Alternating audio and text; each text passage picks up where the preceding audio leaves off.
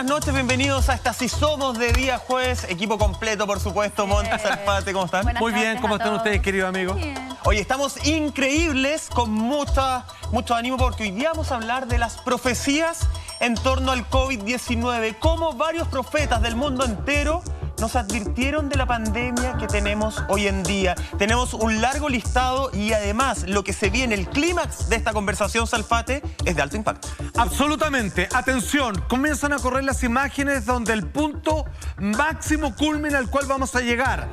Los dibujos, las profecías del gran, tremendo psíquico profeta Benjamín Solari Parravicini, que habló, como usted puede ver, de forma explícita, literal, con respecto a lo que vamos a vivir ahora. Incluso algunos dicen que ya en 1938 dibujó el COVID-19. Ya vamos a entrar ahí. Pero no solo eso, a pedido de ustedes, vuelve a este programa las polémicas, cartas del juego Illuminati, que por orden cronológico ha ido anunciando las grandes catástrofes no naturales de los poderes fácticos sobre la humanidad y donde está mencionado una pandemia artificial. Lo más importante aún es ¿qué viene después de la pandemia?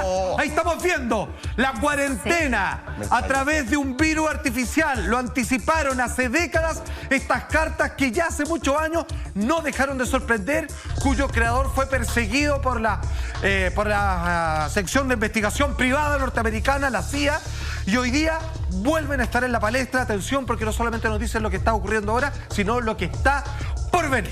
Exactamente, hay varias profecías que son algunas bastante interpretativas, otras bien elocuentes. Ya vamos a ir revisando todo eso. Partamos de inmediato con la primera persona que predijo de cierta forma lo que iba a ocurrir este 2020 con el coronavirus. Cuando comenzó este año 2020, volvió obviamente a tomar tremendo revuelo los dichos de la que probablemente debe ser una de las más impresionantes psíquicas de todos los tiempos, que es Baba Vanga. Usted seguramente, que es un nombre que estaba afuera absolutamente de su marco de interés, con el paso de los tiempos y a propósito de sus dichos que pronosticaban todo lo que habría de ocurrir en estos últimos años, terminó convirtiéndose en un referente obligatorio para todos aquellos amantes del mundo paranormal. Estamos viéndola a ella ahí, que está desde muy pequeñita, demostró facultades psíquicas impresionantes. Luego de perder la vista, algunos dicen que eso lo que terminó conformando en su cerebro una especie de radio capaz de conectarse aún con más certeza todos los eventos futuros que tendrían una demarcación histórica para la raza humana. Y por supuesto que esta mujer volvió a hacer noticia a comienzos de este año, hace un par de meses, cuando se rescató algunos de sus dichos para la época que estamos viviendo, donde al parecer hace mención al coronavirus. Habla de enfermedades, habla de pandemias. Atención. Quiero hacer un pequeño recuento. Si bien esta mujer, que fue asesora de los grandes zares rusos y que siempre vivió en tiempos de grandes conflictos, muchos la ocupaban para entender cómo debieran ser estratégicamente movidas las piezas de la sociopolítica de aquella época. Ella murió hace 23 años apenas, así que dejó un gran legado que hoy día vamos a pasar a revisar. Ella, obviamente, incluso entre sus predicciones, habló de la explosión de la bomba atómica, habló también de las caídas de las Torres Gemelas. Y por si fuera poco, hace referencia de que el presidente número 44 de Estados Unidos iba a ser afroamericano. Ahí es cuando todos dijeron, ya ahí te pusiste, te caíste, y exactamente Barack Obama, que fue el primero, se cumplió. Y ojo, hace mención de que no es tan importante el presidente número 44 afroamericano Barack Obama, sino el presidente número 45. Porque hace referencia a qué va a ser el clima que iba a vivir el actual Donald Trump, primer mandatario, obviamente, de Estados Unidos. Tenemos sus dichos con respecto a la situación del presidente norteamericano, que está, obviamente, surcando, digamos, por una serie de problemas en estos tiempos. Dijo Baba Vanga: todo el mundo pondrá sus esperanzas en él para acabar con ella. Pero sucederá lo contrario. Él traerá el país abajo y los conflictos entre los estados del norte y el sur escalarán. A ver, oye, eso está absolutamente claro. Problemas de inmigración, en la famosa muralla de México, que hoy día él puso una recompensa de $15 millones por la cabeza de Nicolás Maduro. suma y sigue. Sí, Es que es... perdón, Monte. No, sí, es que iba a decir que justamente cuando una persona pierde la vista, se le agudizan los otros sentidos. Y de pronto ella tenía una conexión un poco más mágica o más espiritual. Ahora, viendo esas declaraciones, yo podría interpretar claramente cuando dice él, estamos hablando del presidente Trump. Pero también ella, yo lo interpreto así, podría ser, por ejemplo, Norcorea o China, y la guerra que hay también entre Surcorea y como aliado como Estados Unidos también. O sea, podríamos hablar de ese norte y sur con ambas Coreas y el conflicto que actualmente se está teniendo entre Norteamérica y los países asiáticos. O sea, una frase que se puede interpretar de muchas maneras. Sí, no, en este caso no, Monty, porque ella junta lo que va a pasar con el presidente de Estados Unidos con esto otro. Ya. Entonces yo creo que se ajusta más a los conflictos que ha tenido con los países de habla hispana, digamos, en el, como algunos le llaman, el patio trasero de los gringos, digamos, que somos donde vivimos el resto como Noramérica de y Suramérica. Exacto. A ese norte y sur claro, se refería. de hecho, ella hizo otros anunciamientos bastante explícitos donde decía, ojo con ese conflicto que entre los infinitos problemas que le va a traer a Norteamérica, a Estados Unidos particularmente, es que después va a tener que pedir disculpas porque en el sur, en el continente que nos alberga a nosotros, es donde van a estar los refugios y la respuesta frente a todo lo que está por venir. O sea, en algún momento van a ser más norteamericanos pidiendo permiso para cruzar la frontera hacia el sur que nosotros queriendo ir ya sin ganas nunca más al norte. Y ahí mezclaba también el cambio climático y otras cosas. Y de cierta manera eso ha pasado, insisto, el muro, los problemas de los inmigrantes, las marchas que se han hecho para cruzar la frontera norteamericana. Ojo que esto es una frase, es una frase hasta ahora que ya coincide. Se vienen más frases que tienen que ver justamente con el COVID en particular. Yo solo quería contar porque me parece que la historia de ella es súper interesante. Si bien hay mucho mito en torno a ella, es muy respetada en todo el mundo de los profetas. Ella se dice, según un reportaje que yo leí del Clarín, se dice que ella, bueno, huérfana de madre, a los 12 años... un tornado en un sector donde ella vivía, en el sector donde vivía, que es muy raro un tornado, la agarra y la levanta aproximadamente 400 metros. Y la empiezan a buscar, según este reportaje contaban, durante muchas horas y la encuentran tirada en una especie de campo, con los ojos llenos de polvo, y ahí ella pierde la vista aproximadamente, según esta historia, a los 12 años. Y se habla que entre los 12 y los 16, Alfate, ella empieza a sentir que personas invisibles le empiezan a contar la vida de otras personas.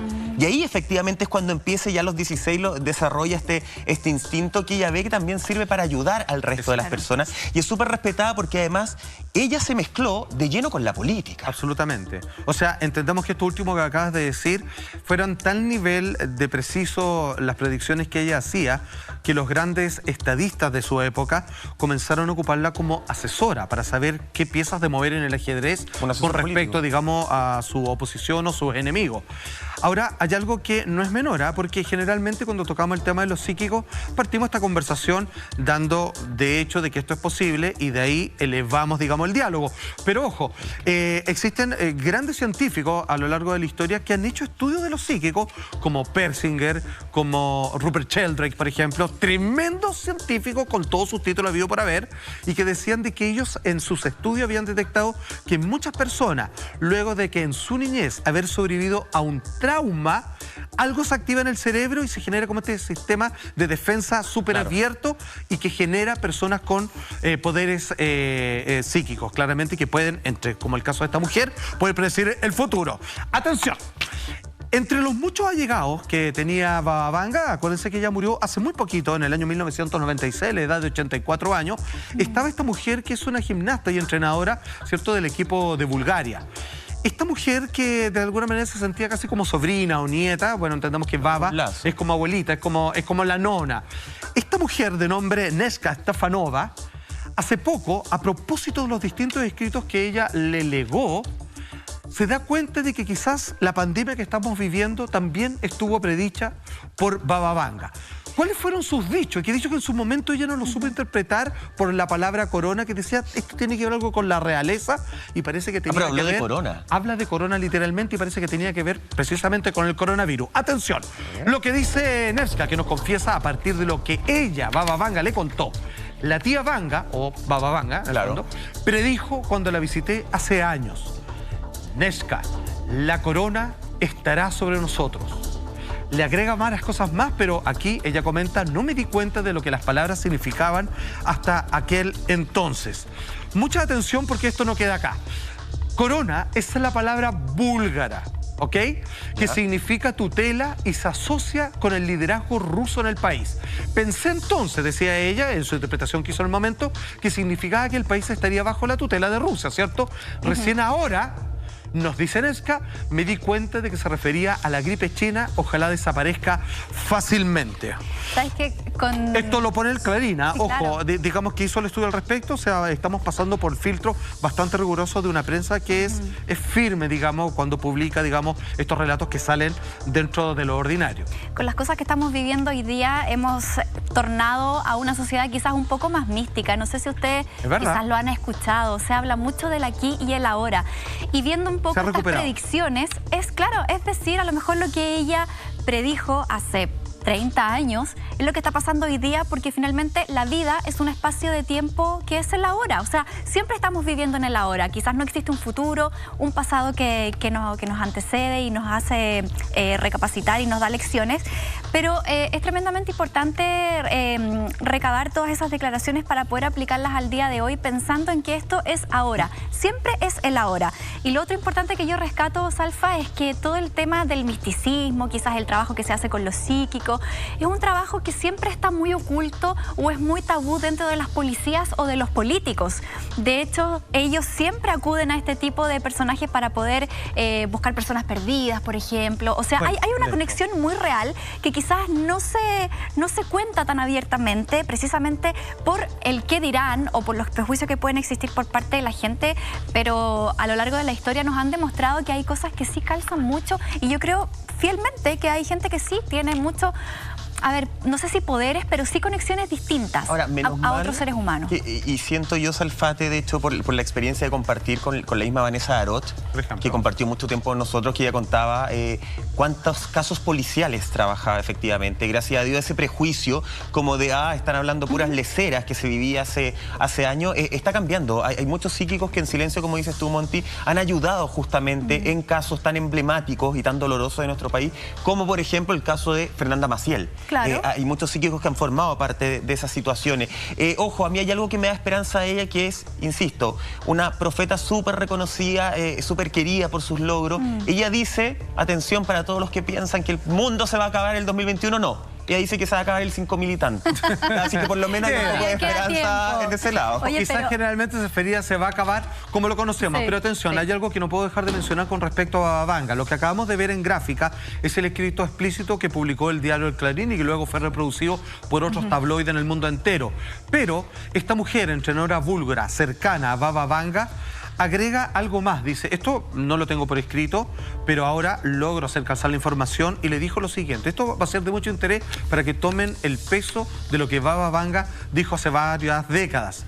Dice, al comienzo del fin de las primeras décadas del nuevo siglo, ahora, habrá una epidemia, le comentó la mujer que ve en pantalla a su casi sobrina. Habrá una epidemia de una nueva enfermedad mortal que se propagará por todo el mundo y matará a muchas personas. Incluso, comenta esta entrenadora búlgara, que dijo Baba Vanga, el virus comenzaría en Oriente. Entonces, digamos que no quepa ninguna duda con respecto allá a una predicción bastante precisa con respecto a lo que hoy día a todo el mundo nos convoca. Salfate, de Baba Vanga, ¿cierto? Que es una mujer respetada con un largo historial de muchos aciertos. Nos vamos a una mujer que también habló del COVID-19, pero un tanto más polémica. Estoy hablando de Sylvia Browne. Ya, hay que entender lo siguiente, y me gustaría ofrecer un contexto para que ustedes entiendan cómo funcionan los psíquicos. En distintas épocas, estas personas que han demostrado estadísticamente que tienen unas facultades extraordinarias para poder ver hechos importantes del futuro, como les decía en el caso de Baba Vanga, incluso asesoraba a importantes líderes políticos de su época. Aquellos que se farandulizan un poco cometen algunos de ellos, cierto error, que es como tienen que estar siempre en la palestra. Es como que nunca pueden decir frente a una pregunta, no sé. Entonces, como tienen que tener respuesta para todo, a veces terminan sobreexigiéndose, y por eso que la mujer que vemos en pantalla, Sylvia Browne, termina equivocándose muchas veces y es por eso que la criticaban.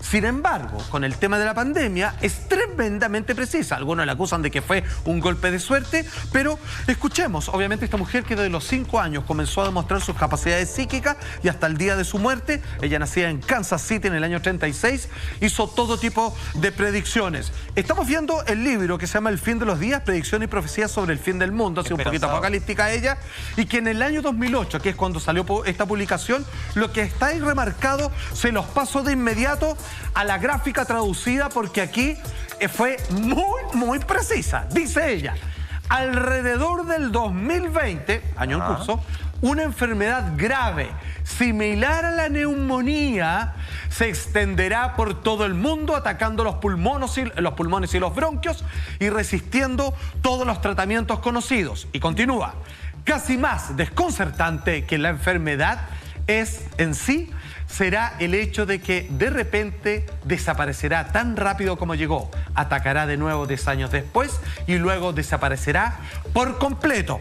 ¿Qué es lo que dice ahí? Que, a ver, vamos a darle un poco los puntos. Es que finalmente fue bastante preciso, dice el año, la manera en que ataca el coronavirus, que se expande por todo el mundo, muchas personas fallecidas, de que los tratamientos todos conocidos no sirven, pero que así tan rápido como llegó desaparece de la nada y que tiene que ver con la coincidencia de lo que algunos expertos dicen, que el caso que se confirme que este virus artificial tiene un periodo de existencia muy corto, que es muy corto igual es bastante, son como 2 años aproximadamente, y eso sí ella agrega algo que en 10 años volvería. Pero sabéis que yo quiero detenerme un poco en eso. No sé, Monty, Salfate lo destacaba. Creo que acá no solamente está con un golpe de suerte, como dicen algunos expertos, ¿cierto? O un momento de lucidez psíquica. Mucho más que un golpe de suerte. Está diciendo las cosas casi a la línea de lo que ha sucedido. Pero me parece que ella va más allá con su vaticinio.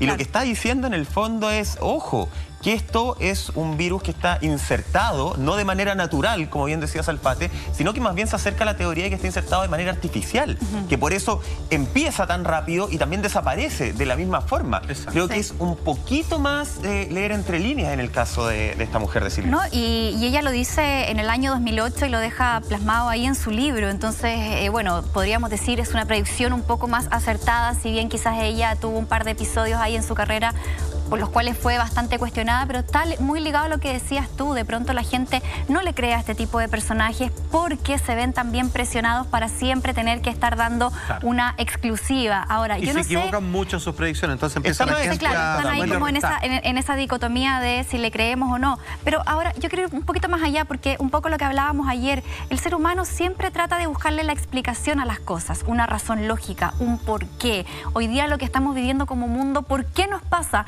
Y de pronto encontrar estas respuestas en personas que lo hayan predicho con anterioridad, nos da quizás un poco de tranquilidad o nos da esa respuesta que tanto ansiamos tener hoy en día, de decir, ya, esto estaba como prescrito por el destino, esto tenía que pasar de alguna manera. ¿No será también como esa necesidad del ser humano de creer en algo para poder comprender en el mundo en el que estamos viviendo? A mí me pasa todo lo contrario. ¿Sabéis qué? No sé, Salfate, si lo compartí, a mí me da todo menos tranquilidad, porque siento que el ser humano, y acá lo estamos confirmando, es tan egoísta, nos creemos tan en el centro del universo que solo creemos en lo que podemos manejar. Solo creemos en la ciencia porque la ciencia son hechos concretos que tú efectivamente puedes manipular. Somos tan poco humanos que no podemos entender. Acá hemos visto 2 personas, hay una lista enorme de personas que hace muchos años están hablando de esto, pero como es algo que uno no puede manejar, efectivamente el ser humano dice no, mejor las vamos a dejar pasar como personas locas. Es como llevándolo a otra realidad. Si yo me resfrío, si a mí me duele el estómago, yo lo tomo en cuenta. Si yo tengo un problema emocional, como que lo trato de obviar. Claro. Porque no lo puedo controlar, no me puedo tomar una pastilla X para eso. Siento que pierdo más confianza en la humanidad con esto. Pero tú dijiste algo súper clave, los humanos no podemos controlar, ¿cierto? Claro. Ese tipo de cosas, pero sin embargo queremos buscar una respuesta para poder tener un poco el control de la situación, si en el fondo es un poco eso. O sea, yo comparto también plenamente tu punto de vista. ¿Por qué no tomarlo en cuenta en el minuto? Sí. De todas maneras, lo que pasa es que generalmente uno no lo toma en cuenta en el minuto muchas veces porque hay un ejercicio de claramente estar establecido a corto plazo con respecto a las proyecciones que uno hace. Por ejemplo, cuando nosotros, simplemente agarrando la información que estaba ahí más que latente en el año 2005, desde este mismo sillón, le explicamos un poco lo que claramente había muchas posibilidades de que ocurriese en términos de pandemia y es lo que estamos viviendo ahora. Nosotros ahí, ¿qué hacemos? Es juntar información.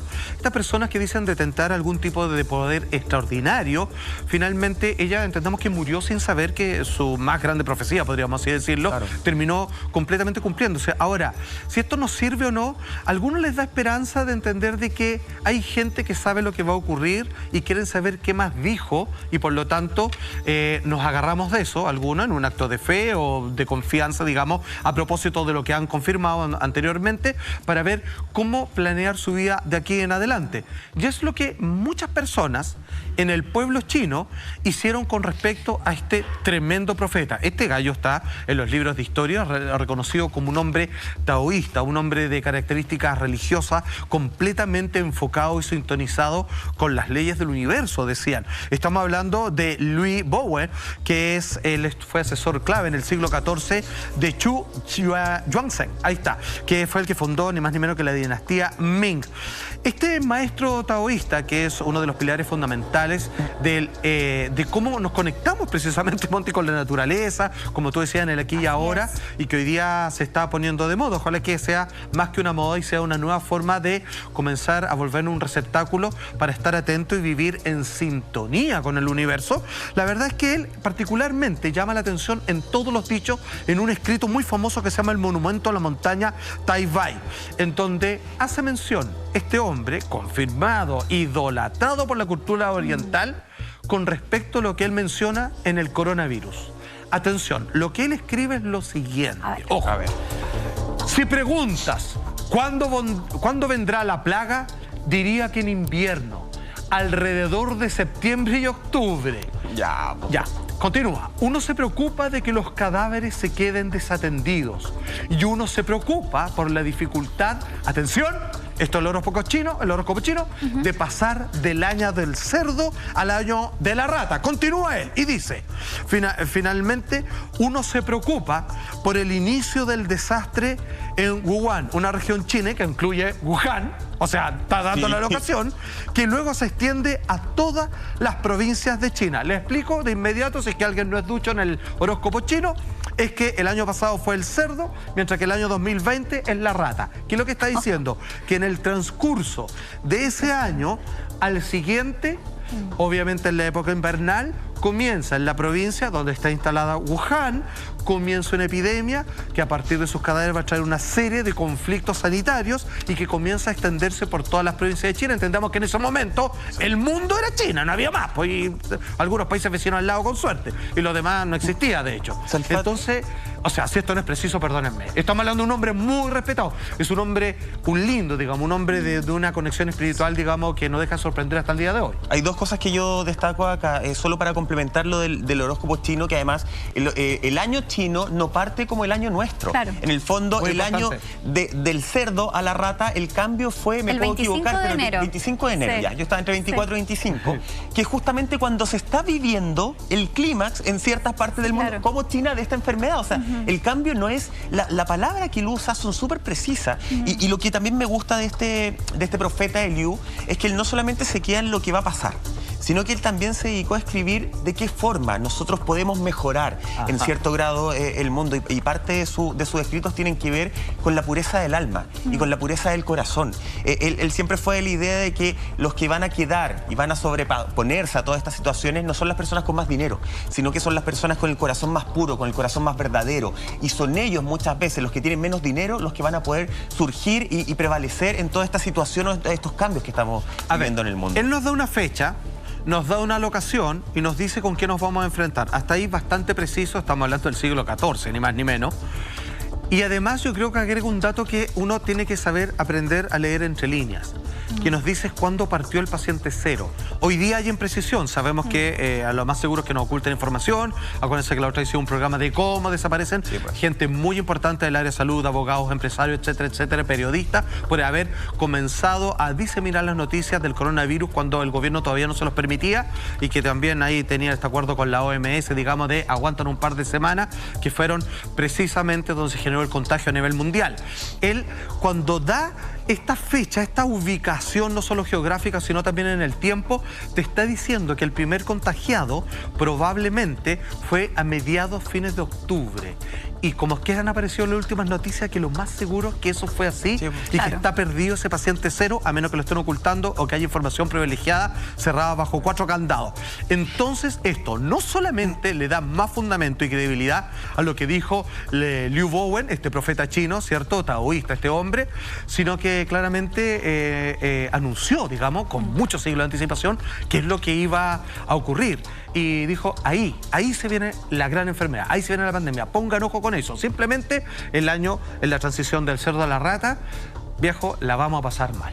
O sea, lo dijo con todas sus letras, más claro echarle agua. Es que todo calza a la perfección, de verdad. Yo de todas las profecías hasta ahora me quedo lejos con la de Liu Bowen, porque también nos hace un recordatorio a cuál es nuestra misión como humanidad, quizás. Hoy día no todo es crecimiento económico, no todo es exitismo. También hay un trabajo interno que lo hemos dejado bastante de lado, y un poco también lo que hablábamos hace un par de semanas con respecto a estos grandes magnates o millonarios que se quieren salvar del fin del mundo con estos tremendos búnkers. Bueno, es un poco lo mismo, o sea, la misma gente que hoy día está haciendo daño al mundo, al planeta, a la humanidad, que son estos tremendos poderosos, están lanzando la piedra y están escondiendo la mano, porque finalmente son los que se quieren salvar solos. Y este tipo de profecías quizás nos hacen un poco recordar que somos de carne y hueso y que tenemos una misión que va mucho más allá de un cuidado individual. Hoy día somos una sociedad muy individualista, independiente del país. El ser humano se ha puesto muy egoísta. Por lo tanto, tenemos que rescatar de todas estas cosas, de todas estas lecciones que son, imagínate, ancestrales ya a esta altura, como para decir qué es lo que tenemos que mejorar para poder salir de esto. Y eso es el tema, la enseñanza es que solos no vamos a salir de esto. Claro. O sea, da lo mismo si te están construyendo el búnker más genial, pero solo no vas a salir de esta, no vas a sobrevivir a futuro. Estamos hablando de profetas que nos avisaron hace muchos años de esta situación. Lo anunciabas al principio de esta Si Somos Salfate. Hay un pintor, un escultor argentino que es impresionante lo que le ha hecho. Estamos hablando del gran... A ver, Así Somos le ha dedicado programas enteros a este hombre. Hay que decir, lo digo con toda la humildad del caso, cuando nos permitimos en este espacio televisivo masivo sacar a la luz el nombre de este tremendo profeta que por aquel entonces nadie conocía, hoy en día es para muchos un referente muy importante, porque este hombre no solamente nos explica lo que ocurrió, o sea, el ataque a las Torres Gemelas, cuando dibuja la Estatua de la Libertad, partido como 2 torres y atacado 2 veces por los pájaros de acero. Te pasaste. Estamos entendiendo de que estamos hablando de un profeta que es muy importante en relación a los demás. ¿Por qué? Porque este hombre es contemporáneo, murió a mediados de los 70. Entonces habla nuestro lenguaje. Además, vive en un país democrático, vive en una nueva humanidad. A diferencia de los anteriores que estaban en regímenes comunistas, que estaban obviamente como Nostradamus, que si es que decía lo que sabía, lo metían a la hoguera de inmediato por brujo. Entonces él podía decir sin poesía, sino que de forma directa lo que se iba a venir, y si faltaba información, siempre iba acompañado de un dibujo. Como decía, él hizo cualquier cantidad impresionante de manera precisa, muy claramente hechos que iban a marcar a la humanidad. Y ojo, este hombre incluso nos va a hablar de qué es lo que va a ocurrir después de la pandemia, pero demuestra un botón que él, cuando anuncia algo para el año 2000 respecto al conflicto Israel y Palestina, mucha atención, esto es simplemente para que entiendan de quién estamos hablando. Ya hemos mostrado infinitas veces, digamos, lo de las Torres Gemelas y todo lo demás, pero atención con lo siguiente. Dice, Israel, y ya está claramente, está la estrella de David, etcétera, etcétera, principio del fin y comienzo del año 2000, que es precisamente cuando comienza el incremento de los conflictos fronterizos. O sea, a ver, ojo que esto es del año 69. Absolutamente. Hay que decir que este hombre vivió hasta el 74. Hay profecías que hablan de la pandemia, que hablan de cosas que voy a mencionar ahora para que usted entienda qué vendría después de la pandemia y que incluso después, posteriormente, las cartas Illuminati también hablan de lo mismo. Finalmente, esto está completamente explicado con absoluta claridad. Cuando uno comienza a ver cada uno de los símbolos que están ahí y entendemos dónde se va a suceder el conflicto, qué es lo que va a ocurrir, él es, digamos, sin poesía, sin darse demasiadas vueltas, te explica que en el año 2000 es el punto de inflexión donde esto se incrementa y no va a parar más.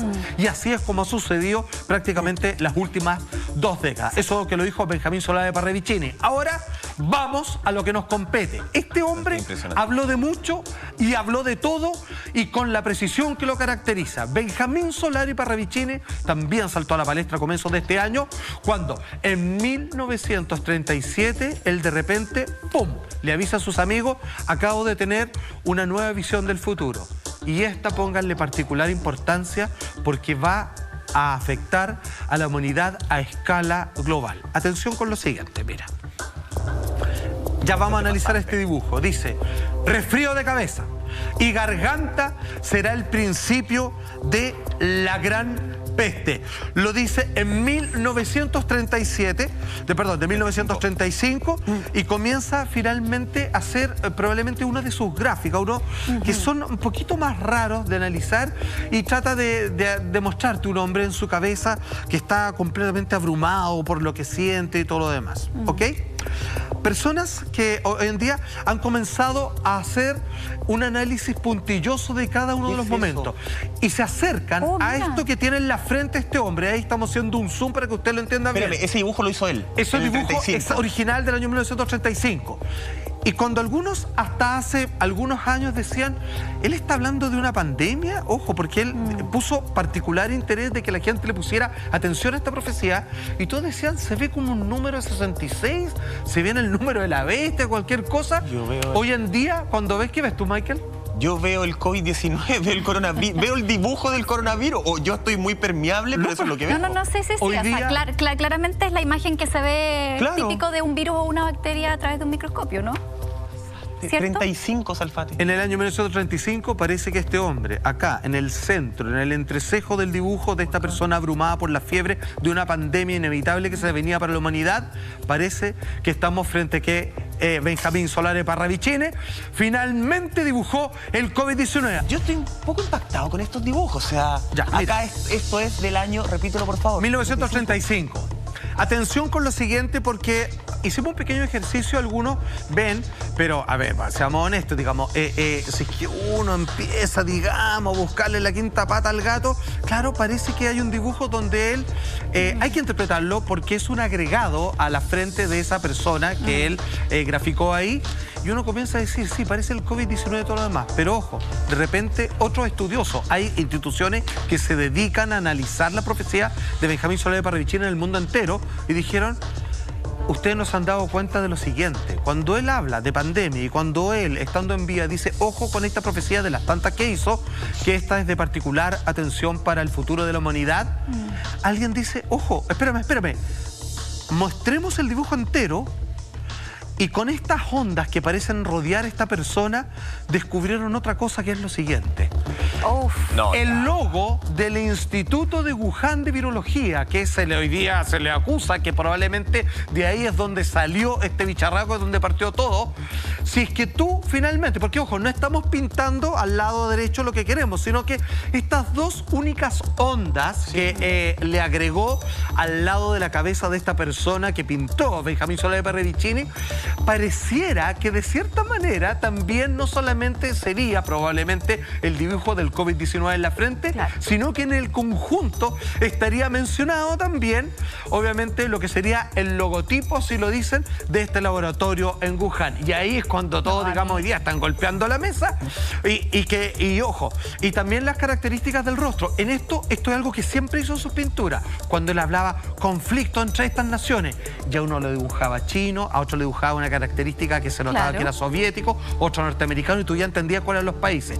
Si tú vuelves a ver este dibujo, claramente corresponde a cada vez que él quería pintar o dibujar a un oriental, lo hacía con esas características. Entonces te está diciendo que hay una pandemia que viene desde Oriente o que tiene que ver, digamos, un hombre de rasgo asiático, y luego le agrega estas cosas que él no pintaba por ornamento, pareciera, según algunos, corresponder al logo del laboratorio de Wuhan, y otros derechamente, lo que completa ya toda la profecía, sería que habría dibujado en la frente del mismo al famoso COVID-19, que ahí lo ponen en un círculo. Espérame, ya eso le sumáis muy breve, pero le sumáis la frase que la teníamos un rato ya: resfrío de cabeza y garganta será el principio de la gran peste, que además es el que a mí me da un poco más de resquemor, de miedo, porque dice el principio de la gran peste. Exacto. O sea, él como que anunció que esto es el inicio. Todavía no estamos ni en el centro, ni mucho menos cerca del final. Yo al ver este logo, yo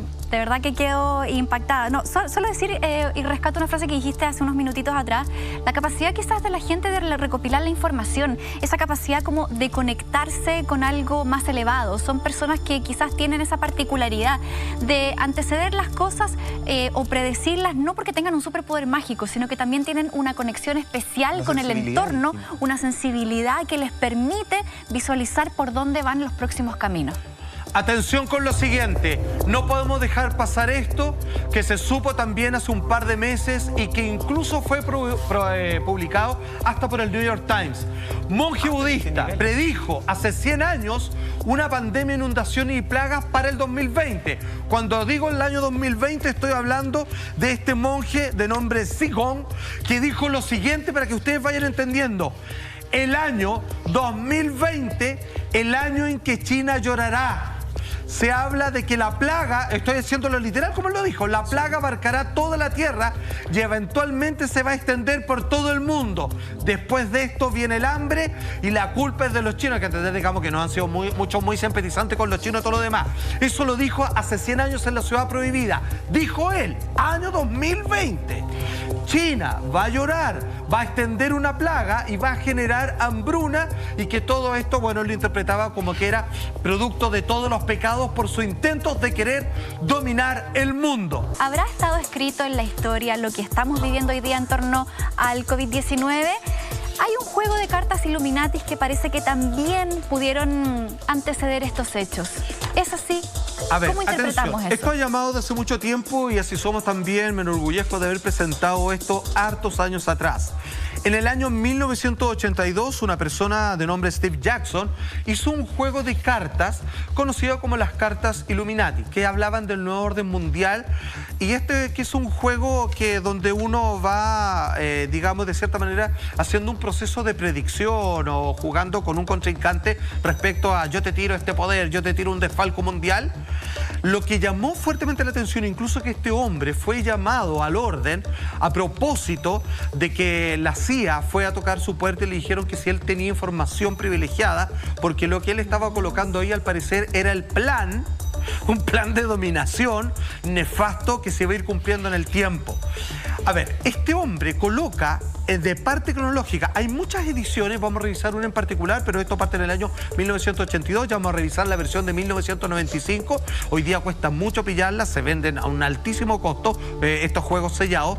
Comienza a explicar ¿cuándo se va a dar inicio a este proceso de dominación escandaloso a propósito de guerras, de pandemias, de hackeo y un largo etcétera? Ojo que lo que estas cartas dicen también lo dijo Benjamín Solá de Parravicini, no solo con respecto al coronavirus, sino también con lo que se viene. Tenemos las primeras cartas entonces, atención. Ahí vamos a revisarla. Exactamente, estamos revisando algunos de los estados importantes, de los naipes más importantes, en donde finalmente se han cumplido, obviamente, todos los comienzos. ¿Estas son las cartas del 82 o del 95? Están en el 82 y está repetido el 95. Perfecto, pero estamos hablando, digamos, de varios años antes que ocurriera lo siguiente. La segunda carta, la que está ahora, abajo tuyo, Salfate. esa carta o ya yo quiero ver todo o eso son las Torres Gemelas claramente? Sí, por supuesto. O sea que no quepa la menor duda. Y ese ataque se juega en conjunta con la otra. ¿Y el Pentágono? Porque fue el otro que atacaron. Acuérdense que había más aviones y el otro fue el ataque al Pentágono, que en realidad es un avión falso, pero en realidad le tiraron un misil, pero eso harina de otro costal y está completamente mencionado ahí. Aquí me surge una duda, pero inminente. O sea, estas cartas pudieron haberle dado señales al mundo de que algo iba a pasar, que algo se estaba tramando, o muy por el contrario, la gente se inspira como en todo este tipo de juegos de ficción para poder llevar a cabo esas cosas en la realidad. Muy buena pregunta, Monty, porque fíjate que aquí es cuando muchos dicen, lo voy a tirar un poco la talla, que es como los Simpsons, ¿saben? Porque siempre se lo utilizan para predecir cosas, u otra serie de televisión. Fíjate que es bien difícil dar con una respuesta concreta. Cuando nos llegan los mensajes desde cierta esfera de poder comunicacional y entendiendo que muchas veces Hollywood ha sido utilizado a lo largo de las décadas como una especie de informante colectivo para ir acostumbrando a las personas sobre los hechos futuros que pueden llegar a ocurrir, porque entendamos que la Torre Gemela es el ataque terrorista más hollywoodense, está hecho con la espectacularidad para atacar precisamente en las raíces del pensamiento norteamericano. Nos damos cuenta de que lo que dice Monty es absolutamente posible. Ahora, entiendan, este juego de cartas fue cuestionado, hoy día no se vende, está prohibido, la gente lo que hace es duplicarlas de internet y las imprime obviamente en su impresora, y obviamente ha sido la forma en que más fácilmente todos han podido recuperarla. Llama la atención en el orden de secuencia. Atención, esto no es todo, porque las cartas Illuminati hay una que probablemente es la más importante, que es la que nos convoca ahora, que tiene que ver con la pandemia, que incluso el texto dice cómo va a ser. La estamos viendo. ¿Qué es lo que dice el texto? Atención, esto se lo voy a mostrar en detalle y yo creo que lo más importante les voy a explicar, al igual que Benjamín Solá de Parravicini, qué es lo que viene después de la pandemia. Mucho ojo, pónganse el cinturón de seguridad, porque de ser cierto, tenemos que estar preparados. La información nos hará libre, nada más, y aquí ponemos todas las cartas, literalmente, arriba de la mesa. Era un juego, Illuminati, pero parece ser una predicción de juego bien poco. Absolutamente, parecía ser un oráculo moderno para las personas que estuvieran atentas a las señales, pudieran leer lo que ahí se decía. Vamos a llegar a la carta de la pandemia, pero antes de llegar, según el orden del mazo, a la carta de la pandemia, existe algo que quiero compartir con ustedes. Dos formas, dice el juego, que el nuevo orden mundial va a ser para el control de la población. Lo primero dice, reducir la población, y luego centro de control de enfermedades, vale decir que se van a empezar a dispensar todo tipo de promociones, ya sean químicas artificiales, para generar que haya menos nacimientos y de que haya una reducción brutal de la población a través del detrimento económico, a través de enfermedades, de problemas de esterilidad, etcétera, etcétera, etcétera. Y a través del virus. Exactamente. Y si esto no fuera suficiente, aparece la siguiente carta. La siguiente carta es la que hoy día nos convoca. Atención, esta es. Mucho ojo, porque en esta oportunidad vamos a leer lo que dice abajo. Cuarentena, la carta de la epidemia. La carta de la epidemia dice claramente lo siguiente, que finalmente es desastre. Este es un ataque para destruir cualquier lugar. No requiere ninguna acción. Su poder es 14, vale decir el nivel de potencia dentro del juego. Esto no es un ataque instantáneo.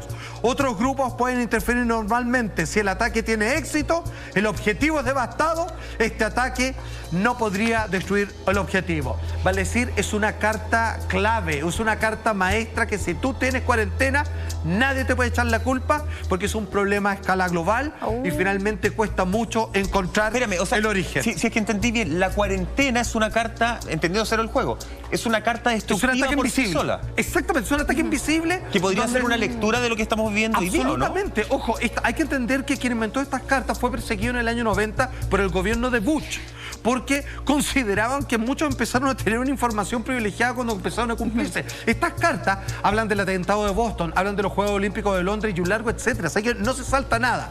Quiero tomarme solo un minuto para decir lo siguiente. Esto yo no lo doy por sentado, pero cuando estas cartas se juntan con lo que dijo Benjamín Solá de Parravicini, me parece que al menos es información que hay que tomarla en cuenta. La pandemia hablaban ambos y varios más. ¿Qué viene después? En este orden. Mostrémosla. Primero con la carta y después les digo qué es lo que viene todo lo demás. Después de esta carta, atención, ojo, esto no se asusten, no se preocupen, porque hay otros que lo explican mucho mejor. Se viene un desastre combinado, ¿ok? Y que algunos decían que tenía que ver con el Juego Olímpico, pero dicen que hay un un desarmamiento de la población que comienza finalmente a haber, digamos, una crisis social, que es lo que se está buscando, un levantamiento de la gente que no aguanta más. Después, finalmente, lo que dice es asesinar la paz. Ya aquí no hay nada que pueda sostener la confianza entre unos y otros. Y finalmente es que se ve un planeta partido por la mitad, es porque ya esto quedó completamente colapsado y bajo el fuego se va a destruir. Ok. Estas cartas continúan. Y ahora les digo, ¿qué dijo Benjamín Solari Parravicini? ¿Qué es lo que dijeron las cartas después de lo que viene de la pandemia y todos estos desórdenes? A propósito de lo mismo, aquí se pone un poco fantástico, pero lo dijeron ambos, se viene después una especie de guerra mundial, que no es como con misiles ni mucho menos, pero se viene un conflicto bravo entre todos. Baba Vanga también habló de eso.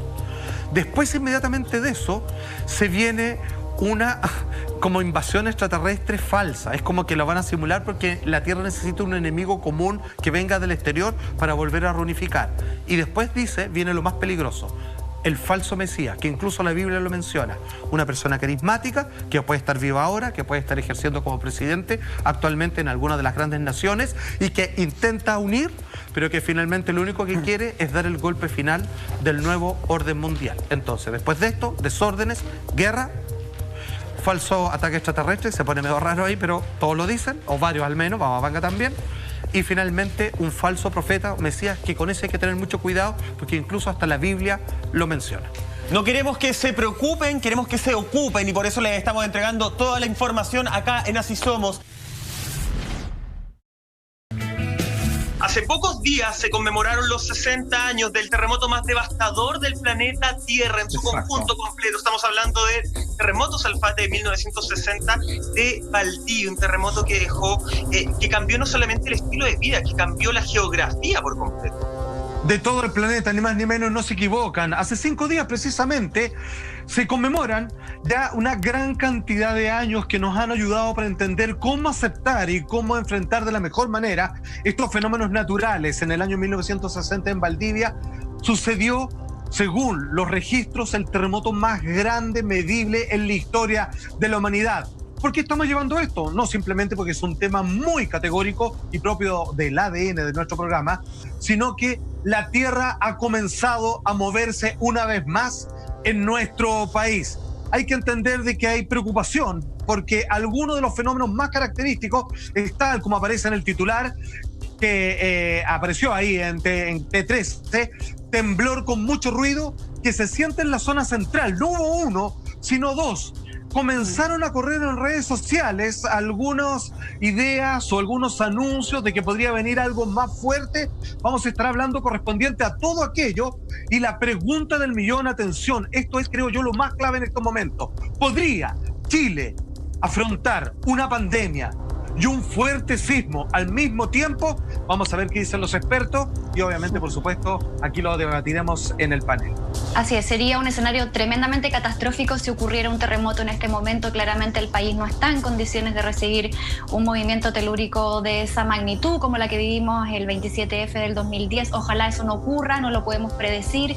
Solamente cabe estar confiados en que no nos va a ocurrir. Y claro, Salfate, como tú bien decías, estos ruidos generan incluso a veces más pánicos que el mismo movimiento.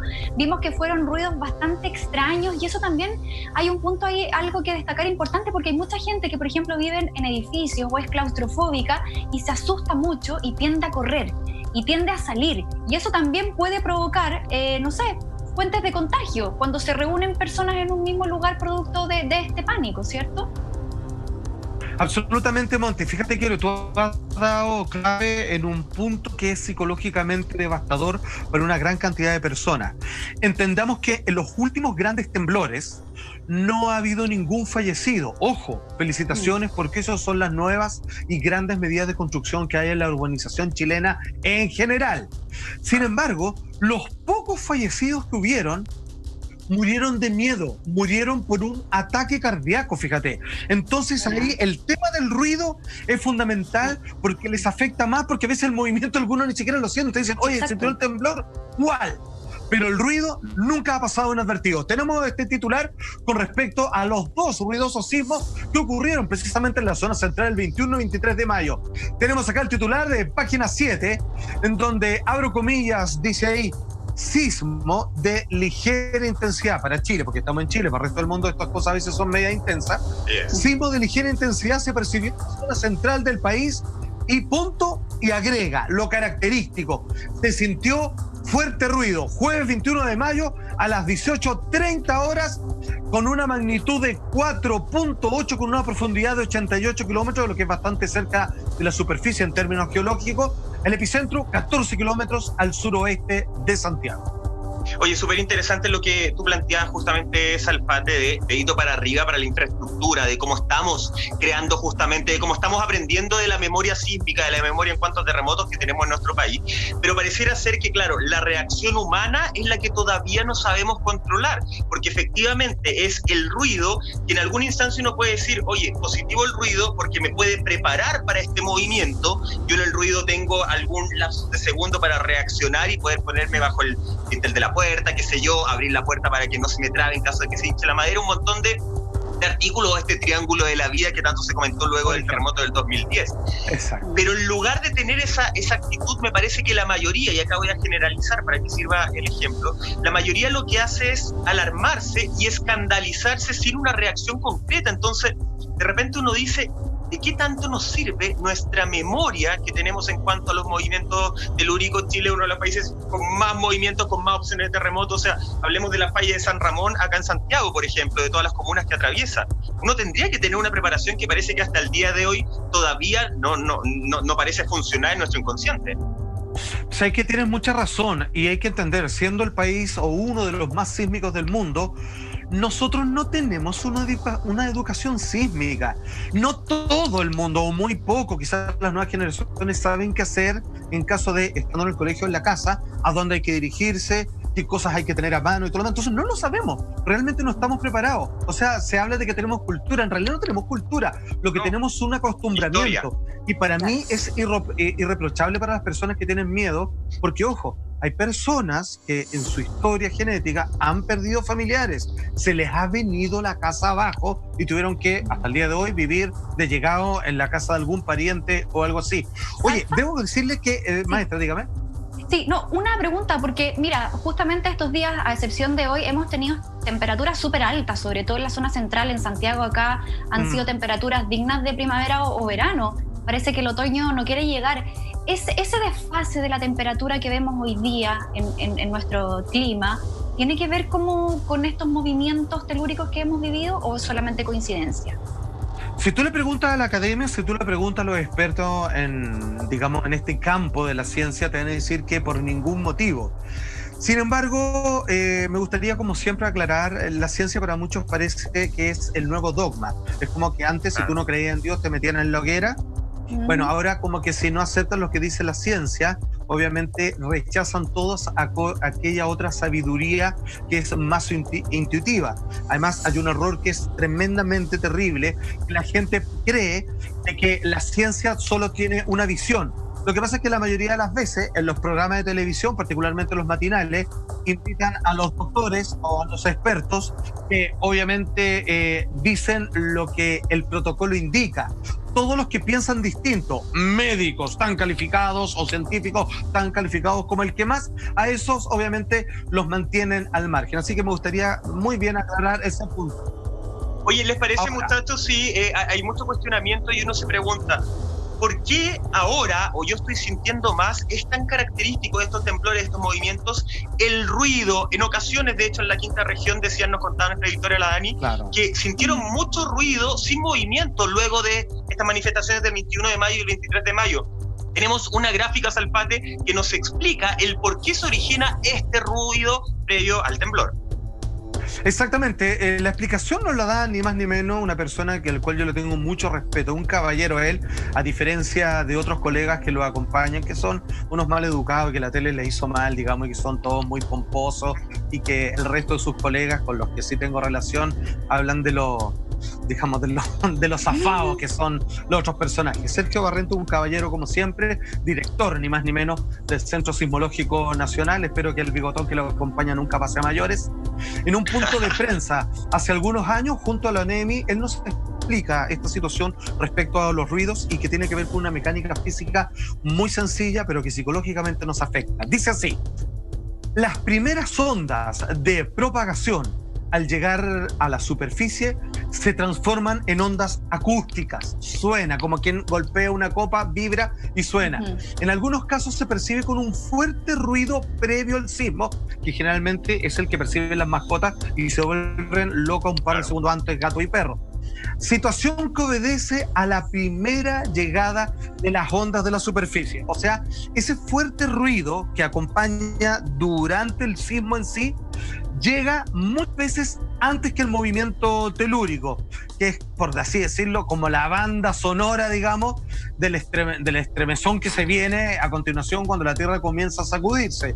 Y tiene que ver precisamente con que cualquier ruido, cualquier golpe, llega también con un sonido que lo acompaña, y al tener que transcurrir este movimiento de placas que se van rompiendo entre sí hasta manifestarse en la superficie, el sonido en este caso llega más rápido.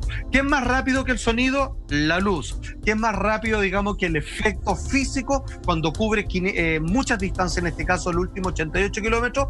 El sonido. Es como las ondas vibratorias de los distintos efectos viajan unas primero que otras. Claro, y de hecho el 23 de mayo sentimos justamente ese ruido que en un principio se había catalogado como un sismo de 4.9, pero después parece que eso cambió. Tenemos un titular al respecto que pasamos a revisar a continuación. Miren, acá nos dice entonces el titular de Crónica: al sismo de 5.3 remece zona central de Chile. Pero en un principio, como les decía, se había anunciado una magnitud de 4.9. ¿Por qué cambia esto después, Alfate? ¿Por qué hay esta rectificación? Muy buena pregunta. Hay que entender de que los sensores de sismo vienen de distintos lados. Digamos que existe una medida oficial que es el Centro de Sismología Nacional de nuestro país, Chile, y que a través de su aparato ellos comienzan a recibir como casi de forma triangulada distintas informaciones, distintos antecedentes que finalmente logran concentrarse y entregar un dato, un balance final. Incluso algunos no le hacen mucho caso, pero yo encuentro que es un buen sistema el que tenemos y prefieren ver la USG, que es el sistema de medición de Estados Unidos, que también tiene instalaciones en nuestro país y que también tienen otras formas de medir. Ahora, fíjate que lo que tú acabas de decir, Monty, es algo que no es menor, que sucede pocas veces. Las correcciones de los movimientos telúricos son generalmente a la baja. O sea, dicen 4.8 y finalmente 4.5. Ojo que aquí las décimas cuentan. Como estamos hablando de una expresión logarítmica que va aumentando, cada vez que le ponemos una décima son muchas, casi 7 veces más. O sea, no es el doble, no es el triple, son 7 veces más, pudiendo llegar a 20 cuando se junta una gran cantidad de décimas. Entonces, en esta oportunidad, como tú bien decías, de 4.9, finalmente fue clasificado de 5,3 grados. Y ojo, digamos que esto tuvo no la cultura sísmica, pero sí por la costumbre sísmica, de 5 para arriba, esto sale en las noticias. Antes, no siempre, pero claro, no se toma en cuenta. Se pone. Oye, Claro. otra de los aspectos un poco característicos a lo mejor es que también a través de las redes sociales la gente empezaba a pedir algo que nosotros ya habíamos hablado en otras ediciones de Así Somos, sí. el Cristo de Mayo, y mucha gente se planteaba y decía, oye, ¿estaremos en momento de sacarlo a pasear nuevamente, de darle una vueltecita a esta vuelta que no se le dio este año? Y que efectivamente da un poquito de temor. Ya estamos viendo en pantalla, en imágenes, el terremoto más devastador en la historia del planeta. No estamos hablando de Chile, el más devastador en cuanto a duración, en cuanto a muertos, en cuanto a la destrucción que dejó. Estamos hablando del terremoto de 1960, Salfate, un terremoto que se habla de que duró 10 minutos, incluso más. Incluso más, incluso 17, y algunos, o sea, créeme que la gente lo sintió como una eternidad cuando hoy día ustedes puedan ver por vez primera que nosotros hemos tocado anteriormente este tema, pero acaban de aparecer nuevos antecedentes, nuevas imágenes, nuevas recreaciones a partir de documentales que ya le vamos a estar contando. El titular de la BBC dice lo siguiente: ¿qué efectos tuvo sobre la Tierra el más grande de todos, dentro que es posible medirlos, terremoto de 1960, claramente el mayor sismo de la historia? Como te decía, produjo cambios geográficos en el planeta. Esto fue el domingo, a no olvidar, esto fue hace 5 días, 22 de mayo de 1960. Esto parte más o menos como pasado las 3 de la tarde y oficialmente se habla, como tú decías, Michael, que duró 10 minutos. A ver, entendamos que uno de los grandes terremotos que gran parte de los chilenos recordamos es el de febrero del año 2010. Eso duró 3 minutos y medio, un poco más, 3 minutos con 42 segundos. Imagínate lo que es 10 minutos. Y imagínate cómo está esta otra posibilidad de que quizás dicen que duró 17, porque aquí ya no estamos hablando de un terremoto, estamos hablando de varios que se fueron conectando y que provenían de días anteriores. La magnitud, a ver, además de los 5.000 kilómetros que tenemos de costa chilena, de los 5.000, o sea, de todo lo que es, desde Arica, digamos, hasta al final, digamos, prácticamente rozando la Antártica, 1.000 de ellos finalmente sufrieron una rotura en el interior de la Tierra. 1.000 kilómetros de Chile se vieron completamente comprometidos acá. Sí. La magnitud 9,5, pero ojo, los sistemas de medición llegaban hasta eso y llegó al tope la aguja. O sea, puede haber sido más. Puede haber sido bastante más. O sea, finalmente se hizo el cálculo. La cantidad de energía que liberó la Tierra es equivalente a 20.000 bombas atómicas como la que fue lanzada en Hiroshima, y 25 metros son los tsunamis, o sea, las olas que trajo el tsunami posteriormente, donde los muertos fueron por sobre los 1.600. Eso, sin duda, obviamente, estamos hablando en Chile, porque en otras partes mató más personas.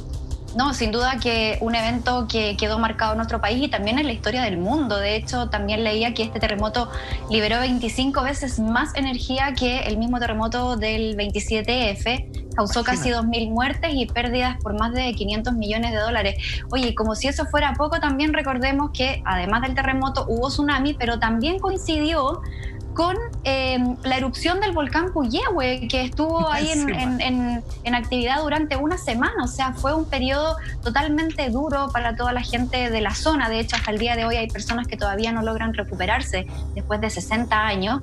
Y bueno, una vez más, no sé si llamarlo algo positivo, porque no creo que esto haya tenido algo positivo, pero ocurrió un día domingo en la tarde, que por lo menos la familia se encontraba reunida, no había gente trabajando. Este tipo de cosas siempre nos sorprenden. No era de noche, claro. Entonces, bueno, no sé si eso se le pudiera llamar lado positivo, pero bueno, finalmente es un gran punto en nuestra historia que nos ha hecho un precedente y nos ha mostrado un aprendizaje hasta el día de hoy. O sea, tal vez las cifras serían distintas, efectivamente. Los grandes sismos suceden el fin de semana, menos mal. Se dicen que es preferible que dentro de la semana, como tú dices, Monty, que es mejor que estas cosas sucedan de noche cuando todos volvieron de su trabajo y del colegio. Claro. Pero ya que es fin de semana, se supone que más o menos eso es lo que se espera, digamos, después de cierta hora. Hay gente, por supuesto, que está festejando, está en las casas de amigos, en fiesta, en fin. Pero en este caso, claro, las muertes probablemente habrían sido más. Ojo, insisto, este terremoto, con las ondas, obviamente telúricas expansivas, terminó llegando a Hawái, a Filipinas, a Japón.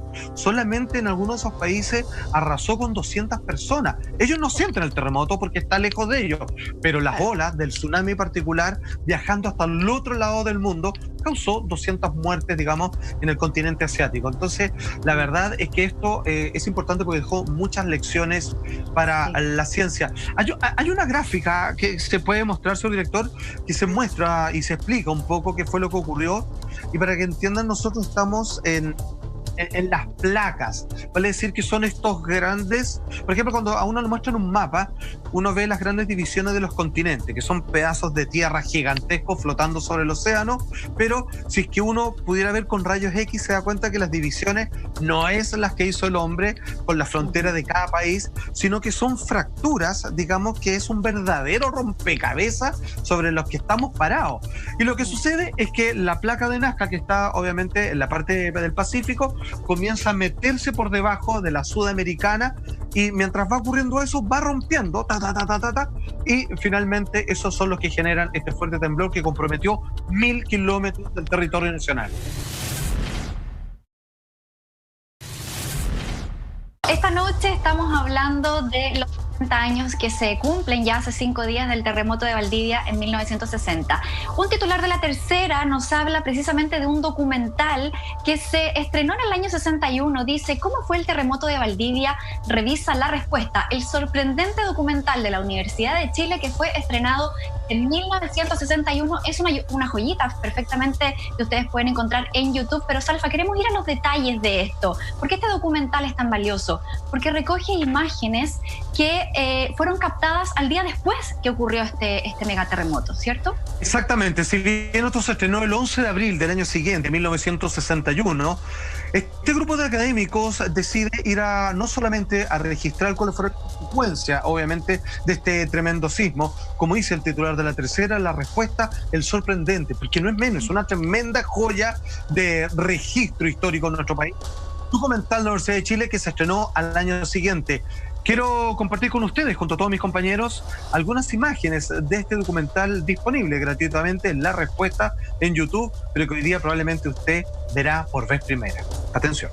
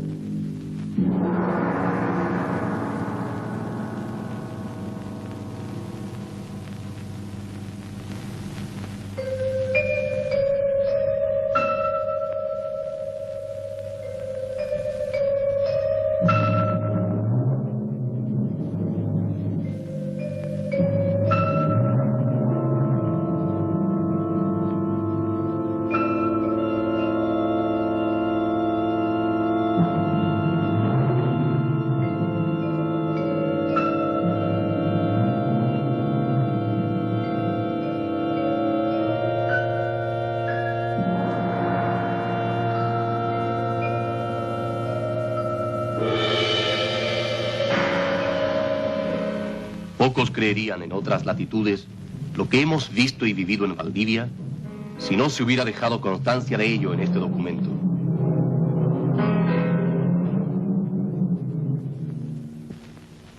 Era la más bella ciudad de la América Austral.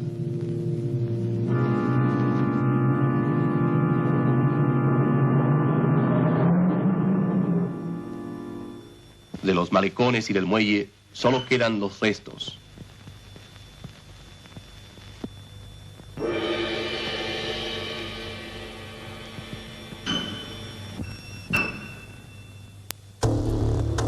Oye, ahí vimos solo algunas imágenes de un documental que de verdad es imperdible, lo decían, está en YouTube, dura 1 hora y 6 minutos, no es extremadamente largo, se te pasa súper rápido, porque además no es un documental, ojo, que se preocupa del tecnicismo, no habla con un lenguaje tan técnico, es un documental que se va con cámara a ver cómo la gente estaba enfrentando el día después, el segundo día después, el tercero, y lo que yo destacaba en el bloque anterior, cómo el trabajo en equipo, cómo el trabajo colectivo sirvió para que gente rescatara cosas de su casa, para que se encauzara un canal y no se inundara mucho más de lo que se inundó justamente los sectores, de cómo protegieron sus bienes entre todos, de también mostrando un lado un poco más amable, si lo quieres decir, de cómo los niños encontraron que Valdivia en algún minuto era la Venecia chilena, y todo lo que explotara efectivamente les empezaba a servir. Entonces siento que es un documental, Salfate, Monti, no sé si lo comparten conmigo, que es bueno para refrescar la memoria y para decir, oye,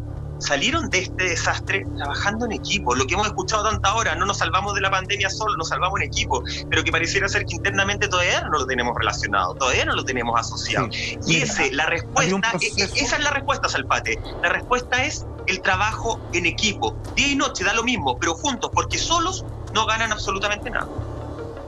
Por desgracia, Michael, fíjate que se han hecho una cantidad de estudios en términos de respuesta sociológica, y fíjate que la pregunta que se hace, que es la primera, es ¿qué es peor? ¿Un terremoto en Valdivia o en Santiago, donde sea, en Valparaíso, en 1960 o ahora? Y la respuesta siempre ha sido ahora, porque la densidad de población, por las grandes construcciones que hay hoy en día, finalmente aumentan la posibilidad de riesgo. Si uno lo compara con el terremoto del Cristo de Mayo, la verdad es que fue parte de las edificaciones las que más asesinaron personas. En este caso, ese no sería el problema. pero el colapso económico, de hambre, sanitario, y que obviamente de personas que demorarían mucho en poder sacar desde los escombros a los supervivientes, finalmente el desastre sería aún peor. Y estamos hablando de otro Chile, de otros tiempos, quizás un poquito más amistosos, más cariñosos y mucho más colaborativos que el de hoy. Hoy día vivimos en tiempos bastante raros, descomunicados, desconectados, muy egoístas, donde cada uno le importa su propio metro cuadrado. La verdad es que hoy día el desastre, yo creo que no me cabe la menor duda, mejor arquitectónicamente preparado, humanitariamente muy por debajo de cómo era la gente de 1960. Sí, o sea, de hecho, la respuesta más clara, Monty, es, y te paso la palabra al tiro, la portada de este miércoles de La Cuarta, justamente, de que habla que, según un estudio que se hizo en Estados Unidos, donde se encuestó a personas de más de 53 países, nosotros somos, en varias encuestas, el segundo país que menos respeta las medidas sanitarias para el COVID-19. O sea, menos del 50% de los encuestados chilenos, Monty, reconocía tener un aislamiento social. El resto, el aislamiento físico, le daba lo mismo. Y yo por eso quiero volver a lo que tú hablabas del trabajo en equipo, porque si bien yo creo que mucha gente a lo mejor tiene la conciencia y la voluntad de efectivamente respetar las cuarentenas, de quedarse en la casa, este trabajo en equipo no solamente tiene que ser entre los vecinos, entre las comunidades, sino que tiene que ser un trabajo colaborativo con nuestras instituciones, con quienes nos gobiernan también. Hace un par de semanas atrás nosotros hablábamos, por ejemplo, de cómo países, obviamente mucho más evolucionados como Finlandia o como Noruega, tenían estas bóvedas. ¿Se acuerdan que hablábamos de estos grandes depósitos de comida y también de insumos? Y aquí uno dice, a ver, si tenemos un antecedente, que Chile es un país que tiene en su ADN la catástrofe, porque lamentablemente tenemos una historia muy triste, ¿cómo todavía no podemos predecir y no nos podemos preparar para este tipo de cosas que nos van a seguir pasando? Y hoy día, ¿por qué la gente sale de la casa? También salió otra encuesta, Mike, que decía que el 15% de las personas contagiadas de COVID-19 hoy día al menos salen una vez a la semana a trabajar. ¿Y eso por qué ocurre? Porque todavía no somos capaces de poder decirle a la gente, quédese en la casa, pero tenemos esta solución para ustedes. Hoy en día las soluciones, claro, están llegando de alguna medida, pero son insuficientes. Y mientras no exista ese trabajo colaborativo de esa respuesta que tú decías, Mike, ese trabajo tiene que ser una cadena unida, no solamente la voluntad de las personas en el vecindario de compartirse agua o de hacer una olla común.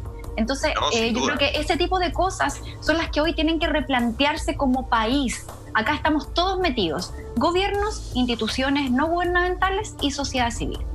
No, sin duda, y ojo, yo también, muy breve, se entiende que además yo cuando mi crítica apunta a las personas que sí lo pueden hacer. Todos entendemos, creo que hacer una cuarentena en Las Condes es distinto a hacerla en Santiago Centro y distinto a hacerla en La Pintana, por nombrar algún tipo de, alguna otra comuna justamente. Y esas medidas tienen que venir desde el Estado. Ahora, tú lo planteabas hace un rato, Salfate, volviendo al tema en sí de los terremotos, de los temblores. Nosotros somos un país con cultura sísmica, o en realidad lo único que tenemos es historia sísmica, porque comparando el 2010 con la comparación a 1960, yo creo que los resultados vienen para atrás incluso.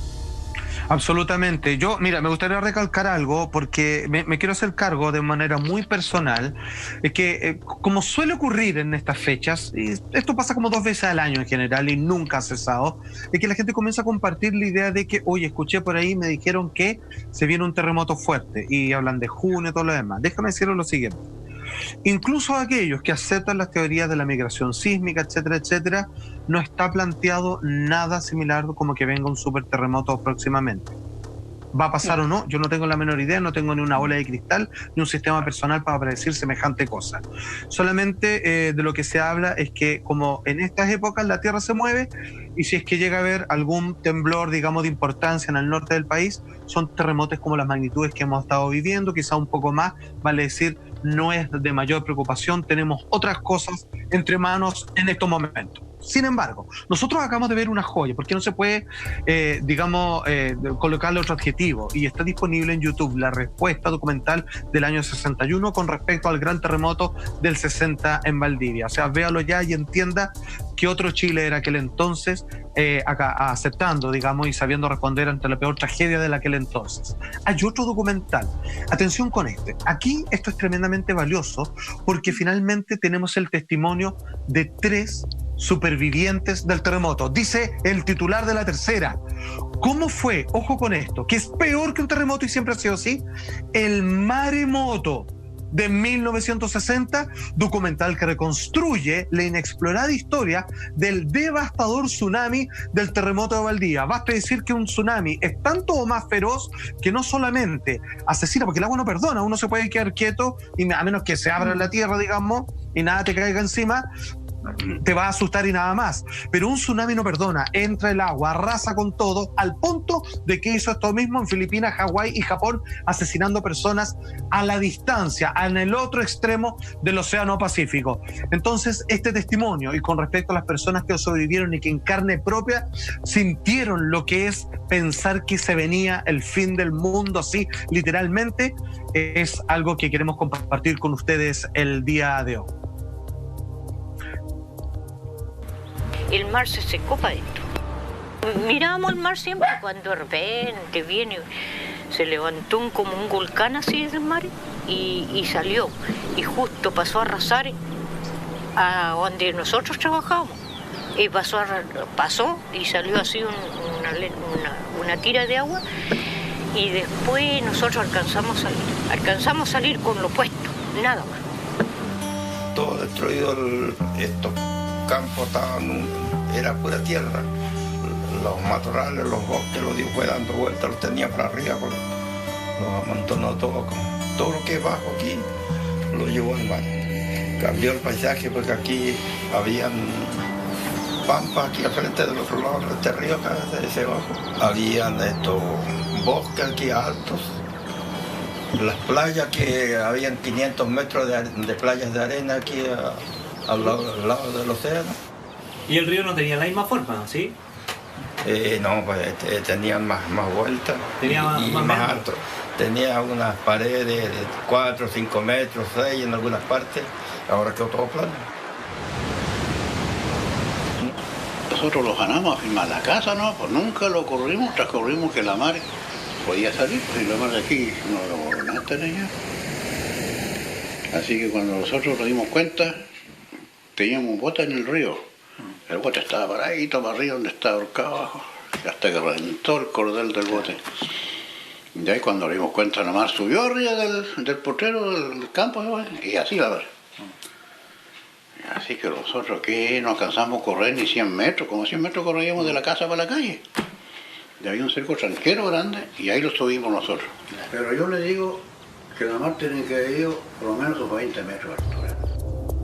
Veíamos recién parte de un documental que se estrenó hace muy poquito, titulado Tsunami de 1960, la ciencia de la memoria, que recogía el testimonio de personas que lograron sobrevivir a esta catástrofe. Y es súper importante también, es clave el testimonio de estas personas porque además de toda la tecnología que tenemos hoy día disponible para poder estudiar estos fenómenos, como los drones, los satélites, los GPS, el testimonio de quienes vivieron en carne propia todo esto está muy vivo y ha sido clave para poder armar esta investigación, porque en el fondo esta historia se completa precisamente con todas esas experiencias que precisamente veíamos en ese documental y que llama la atención. Se fijaron ahí la cuña del señor al final que hablaba del ruido precisamente, que es lo que hablábamos al principio del programa, de los temblores que sentimos hace unos pocos días atrás, ahora en mayo. Oye, aplauso cerrado para el profesor Patricio Winkler de la Universidad de Valparaíso, que finalmente logra hacer el registro de estos testimonios para entender cómo el ser humano reacciona y cómo funciona la memoria frente a algo que nunca más se ha vuelto a repetir, Dios lo quiera, jamás vuelva a suceder, por lo menos, mucho menos ahora. ¿Por qué digo ahora? Porque obviamente estamos en un colapso a escala global. Lo estamos viviendo día a día y parece que no va a terminar pronto, al punto que el propio ministro de Salud hablaba de que han sido superados en todas las proyecciones y expectativas, y aquí no hay estadísticas que sirvan. Ahí hay algunas empresas que se están aprovechando y generando quiebras simplemente para quedar liquidadas completamente sus deudas y esperando un mejor momento económico para volver, sin importar, digamos, siendo que podrían aguantar aquello que es resistir junto a sus empleados, porque fíjate que la pandemia es solo uno de los puntos de la destrucción social que se está viviendo en estos momentos. Si eso le sumamos al estallido social, la verdad es que el tema es bastante preocupante. Sin embargo, ese documental que estaba describiendo Monty hace un ratito es de una exquisitez en términos de registro y de testimonio con respecto a aquellas personas que vivieron en carne propia esto. O sea, hay que entender de que, insisto, la gente se arrodillaba, se tiraba al suelo de forma de entregarse. Es como claramente lo que alguna vez había leído en el Apocalipsis, en la Biblia, está sucediendo ahora, y algunos ofrecían su vida, así como derechamente, tómame ahora, por favor, no quiero seguir viendo esto, porque después de los 5 minutos, y esto que duró 10 o 17 minutos, finalmente algunos decían, esto no va a terminar hasta que no quede nadie parado, ningún ser humano con existencia en esta tierra. Académicos de la Universidad de Chile analizan cuán preparado está Chile para enfrentar catástrofes. Y este artículo quiero destacar justamente una cuña, una declaración que la da el director del Departamento de Ingeniería Civil y miembro de CITRIT, el señor Ricardo Herrera, que dice lo siguiente: lo más importante es no solo preocuparse de que los edificios no caigan, lo que estábamos hablando anteriormente, Salfate, sino que atender a todo el sistema social para que la recuperación sea más rápida. Hablamos de que tanto terremoto como el COVID-19 ponen en jaque un punto en común, que es el sistema de salud que tenemos nosotros justamente en nuestro país, y que no colapse, cosa que por lo menos ya vimos que en este COVID-19, sabiendo todo lo que significaba a nivel internacional, ya colapsó. No hay otra forma de decirlo. Sí. Absolutamente. Y fíjate que hay que decir que este estudio, esta respuesta frente a cuán preparados estamos para la pandemia que hoy día asola al planeta entero, y con otro desastre natural que, como decía Monty, es muy característico de nuestro territorio, teniendo todos los climas y una rica geografía en todas sus variantes. La verdad que los volcanes, prácticamente tormentas fuertes y por supuesto los temblores están a la orden del día. Y acá hay un tema que en varios países, como en Argentina, como en Alemania, como en Estados Unidos, ya comenzó a estallar. Quiero que se entienda bien esto. No estoy haciendo una sugerencia, no estoy haciendo un llamado a la desobediencia, pero hay algo que no se han hecho cargo debidamente, que tiene que ver con el aislamiento y el encierro. Hay personas que se están volviendo con un nivel de neura que ya no soportan más, y hay que hacerse cargo de ello. El aislamiento social, leo parte del informe, resulta complejo de sobrellevar únicamente a través de la salud. Para la académica de la Facultad de Medicina de la Universidad de Chile, Alicia Villalobos, dice: este fenómeno, el del aislamiento, el de la cuarentena, el de que hasta que se pase, aguanten encerrados nomás, total, digamos, aquí estamos juntos en esto. Ok, este fenómeno debe ser abordado, tan importante esto, desde todas las áreas del conocimiento. Hay que entender que este confinamiento no se puede sobrellevar fijándonos solo en la prevención del contagio, sino que debemos atender una serie de otros factores colaterales. Después de que hay un temblor, después de que hay un terremoto, saben que la gente que queda botada con traumas, que quedan con miedos, que nunca más en la vida pueden volver a dormir tranquilo, el menor ruido saltan, viven con un estrés constante. Después de la cuarentena, después de lo que la gente está viviendo, ni siquiera le meto el tema del hambre, digamos, de que algunos se vuelven locos, que no soportan a su familia porque la ven 24 horas. Esto va a traer consecuencias psicológicas graves. Quiero decir algo, esto para todo Chile, pero yo vivo en una ciudad que se llama Santiago, dentro de la región metropolitana, y aquí la mayoría está loco. Cuando digo loco me refiero a que tenemos la ciudad con mayor concentración de problemas de salud mental. La gente es rabiosa, la gente anda estresada, la gente es capaz de tirarte el auto encima. Cuando tú le agregas lo que estamos viviendo, para bien o para mal, justo o no, necesario, anda a ver tú, simplemente acuérdate, no hay planes de contingencia para la salud mental después que tengamos que salir toda la calle. Eso, yo agradezco lo que dice Alicia Villalobos, porque en realidad es un tema importantísimo y tremendamente postergado. A todo el mundo le importa un carajo, es tener buenos números de no contagiados y muertos y nada más. ¿Qué viene después? ¿Qué tipo de calidad de vida vamos a tener? Ni me imagino, viejo. Y es justamente lo que planteaba la ONU hace un par de semanas, donde se hacía el énfasis sobre la salud mental de la gente, porque es un tema súper preocupante que puede llevar a desenlaces hasta fatales, lamentablemente. Hay que tener mucho ojo con eso. Y volviendo un poco a las sugerencias que hacen, por ejemplo, distintos círculos de expertos, ya sea del área de la medicina, no sé, de otras áreas también, que han aportado, por ejemplo, en las ideas de la mesa social y los consejos asesores que está teniendo hoy en día el Ministerio de Salud. Y hay unas declaraciones del ministro Mañalich que me han quedado dando vuelta durante muchas semanas, y él decía que todos esos consejos son solamente eso, ideas y consejos, y no necesariamente el ministerio va a acoger o va a implementar esas ideas. Entonces uno se pregunta, ¿para qué tenemos una mesa social? ¿Para qué tenemos un consejo asesor si las autoridades no quieren escuchar esas voces? Y hoy en día lo que estamos viviendo, de alguna u otra forma, fue lo que predijo el Colegio Médico en un principio y lo que han dicho un montón de especialistas, no tan solo del ámbito médico, en ámbito social también. Gente que dijo exactamente lo que está pasando hoy día. ¿Por qué no se actuó antes? Esa es la pregunta. Ahí tiene que ver con un gallito de poder también que hay en esa mesa social. Hay un gallito de poder de finalmente quién habla más fuerte. Yo no quería dejar pasar el tema de la salud mental. Me parece que es crucial. Ojo, si bien ya en uno de los últimos declaraciones del presidente anunció que va a haber un programa para la salud mental. Ojo, que cuando parte este COVID en nuestro país, cuando parte el confinamiento, lo primero que hacen es un llamado general a quitarle todo el financiamiento que tiene un programa que hace años está siendo súper exitoso en nuestro país de salud mental, que se llama HPV, Habilidades para la Vida, que va enfocado a las personas de más escasos recursos, que se le entregan habilidades para poder vivir emocionalmente. Ese es un programa que está siendo felicitado a nivel mundial de cómo se ha ejercido y cómo se ha llevado a cabo en nuestro país. Cuando parte el tema de las cuarentenas, el gobierno lo primero que hace es bajarle el bono, bajarle el financiamiento a ese programa.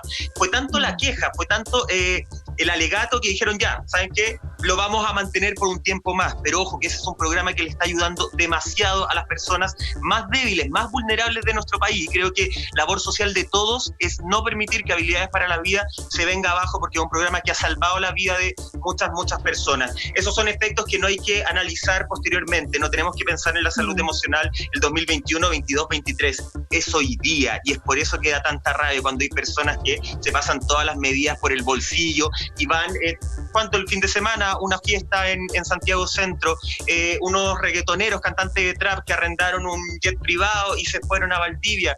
Eso da rabia porque hay gente que está sacrificando la vida, porque está obligado a trabajar, hay gente que está sacrificando su vida emocional, porque está obligado, está permaneciendo en su casa, y hay resto de la sociedad que le da absolutamente lo mismo.